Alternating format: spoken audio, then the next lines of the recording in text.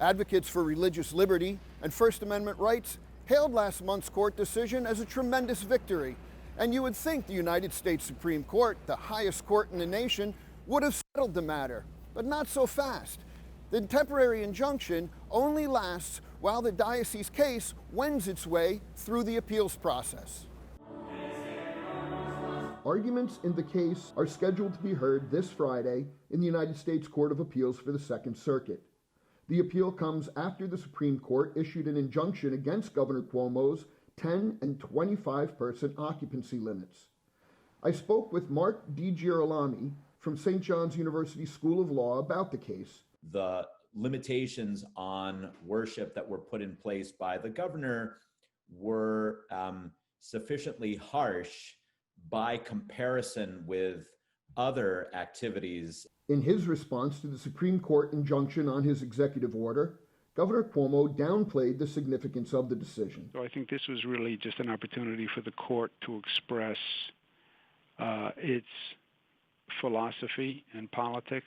Professor DeGirolami disagreed with the governor's assessment and even cited two dissenting justices who disproved Cuomo's claim. You know, there you've got two dissenting justices that are taking a hard look at Cuomo's order and are saying, no, there really are differences between what Cuomo has done here and what other governors around the country have done.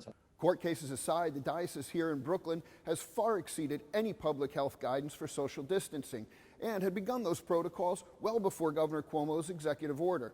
Here at the Co-Cathedral of St. Joseph and St. Teresa, the sanctuary holds 1,500 people. Now the diocese has blocked off every other pew, but even with that in place, you can imagine that the governor's directive that only 10 or 25 parishioners could attend a mass is pretty draconian.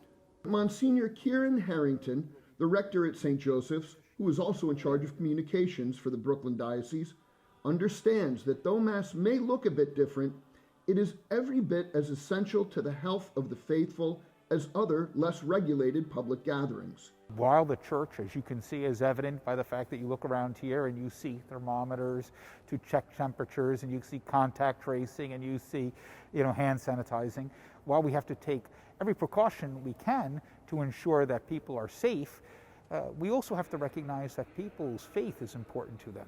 And especially in a moment where there is such despair and anxiety, comes the need to come together in a socially distanced but safe way to pray and ask God to be with us as we journey through this moment.